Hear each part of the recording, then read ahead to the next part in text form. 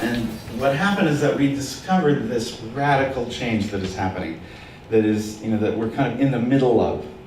And it's this shift from the left to the right. It's shifting from a kind of natural order of things where we are, relatively powerless and subject to scales of force above us, to a situation where we suddenly have the power to affect the landscape in a way that hasn't happened in history ever before. I mean, if you think about the people in this room, if we just closed those doors and said, let's start an organization right now, a business, with this group of people, what couldn't we do? You realize the capacity that we have in terms of talent and tools and organization and global footprint. Well, that's what's going on. That's the new world. And at first it looks like a real estate grab. It looks like we want to design the world, right? That we want control, because people think of design as singular authorship.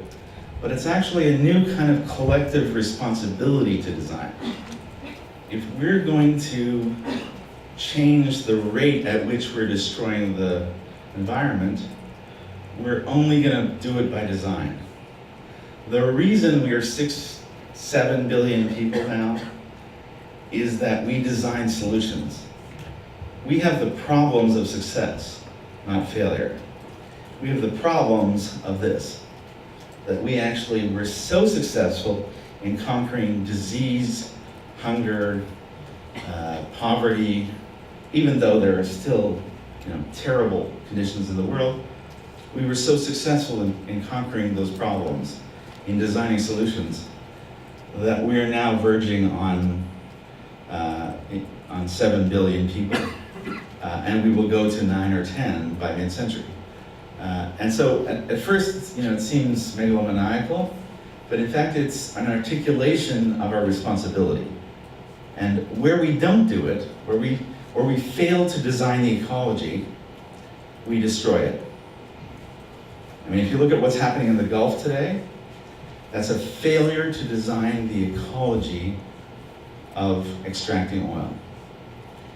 If you think about what we do in Chicago with our waste, and someone mentioned it earlier, we ship it to the Gulf of Mexico. In Chicago, we turn the river around. We redesigned the river to flow the other way.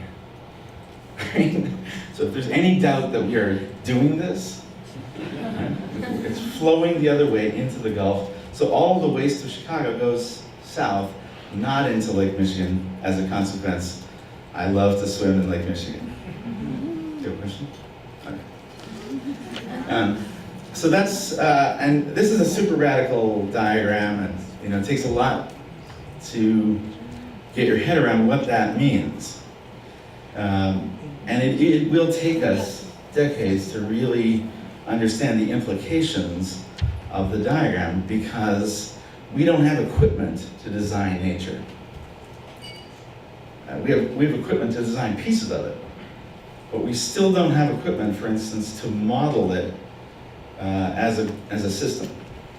So we're still building the equipment that we will need in order to do it effectively. When we did Master Change, we structured it around what we call design economies, the regions of your life that are being redesigned or designed to a new place. And what we did was we looked for a pattern in each of those economies. And if you went out and you could map out every project in that economy, what are we doing? Like, where is it going? Is there a direction? Is there no direction? And we were really struck by the patterns and how clear they are. So for instance, we will create urban shelter for the entire world population. We are racing towards this goal. Around the world, the rate at which we are building has never been seen in history. And if you think about what has to happen in the next 30 or 40 years, imagine the globe and draw a line around it that bisects the population. So 3 billion on one side, 3 billion on the other. we're going to build 1/2 of the world again to accommodate an additional 3 billion people. They will have shelter, in some cases terrible, in some cases luxurious. But the world is moving to produce that.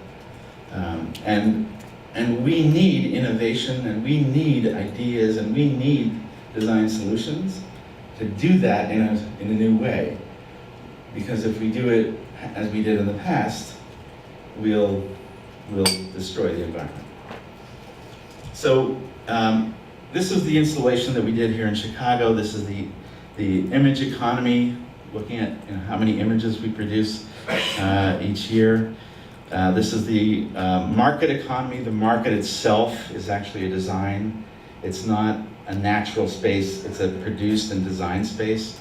And how we design it determines what has value. So we featured 11 people or organizations who are redesigning the economy, redesigning the market. People like Muhammad Yunus, before he won the Nobel Prize. This was the sustainable movement installation. It was all about redesigning the way we move. And finally, designing life itself. That we will design evolution. That we are now in possession of an information system that allows us to affect the design of living things. And there is no doubt that we are doing this.